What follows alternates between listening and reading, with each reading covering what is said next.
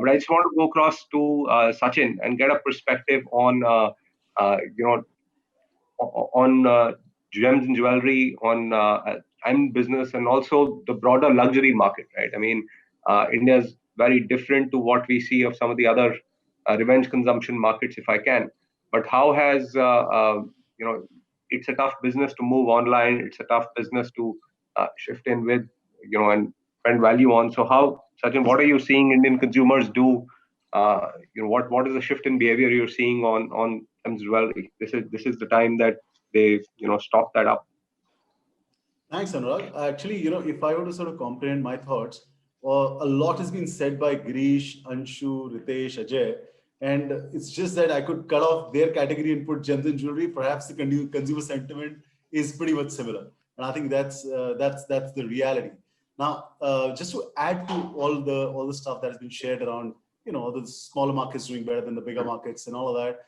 I think the interesting thing that we saw is that consumers are looking to buy fewer but better things. So brands, better quality, and our kind of things, high quality of diamonds. I mean, that's one sort of way we've seen moving. Now they're looking to buy meaningful things, not necessarily to show to the neighbor. They have to mean something to yourself.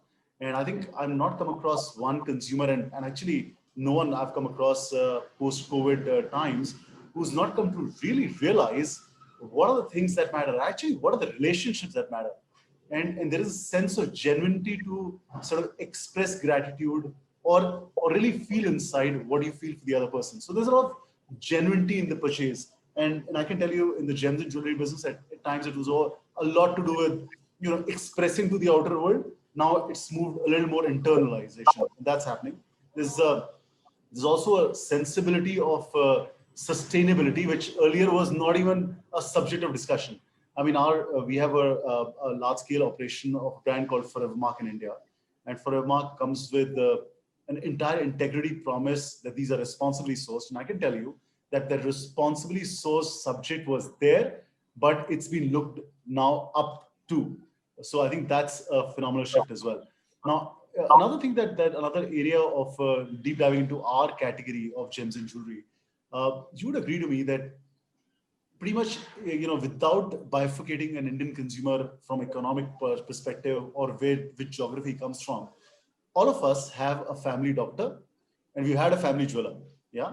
And the family jeweler is the ultimate faith of confidence you'll have, and you'll be very happy to put whatever it takes to sort of put your hard-earned money, and that has been changing. I mean, organized play is getting more mainstream. And some big organized players have done a great job around it. But what's happened post-pandemic is that that thrust to acquire information, that thrust on transparency, that thrust to say, is my family jeweler, giving me the things which he's supposed to, and all of that, and that's gone phenomenally high. And the fact that the consumers, we've just recently completed a survey, we realized that a consumer who's walking into a physical store to buy diamonds is actually gone online to see the category at least 10 times, which was never the case in India. And this is happening pan-India. It's not just centered on the big markets or the small markets. It's an average that I'm telling you, pan-India. So I think digital is moved the fulcrum on storytelling, on looking at designs, on information seeking, on looking at transparency, which in our case is always very great. And that's a positive, and I think a permanent positive that's here to stay, right? E-commerce itself or a physical transaction is still a very small number, and post-COVID, we've seen a change there, but I think it's that change itself we would have taken a few years if this is not a pandemic. But I think consumers are more informed, and I think that'll go for every category. They will look at options before entering physical stores. So I think those are the elements that we see. And to really tell you, to end my session in terms of this context, where we are right now, we are almost at a 70 to 75% recovery as a category, which is phenomenal. We are very hopeful of the October to December time. There's a fundamental belief that consumers would want to, feel joyful, celebrate, express love, and our products really stand for all of that.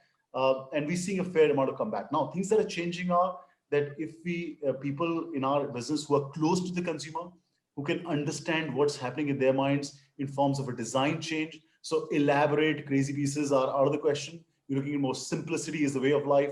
I think if we are nimble, quick, fast enough to respond to those needs of the consumer, people will be winners. And I think that could resonate to perhaps more categories than just gem and jewelry. Any number of saying 70% recovery, 80% recovery, or perhaps even a growth is not going to be general. People who are doing a smart job will get that extra share. A lot of people who are, in a status quo mode will really suffer. So that'd be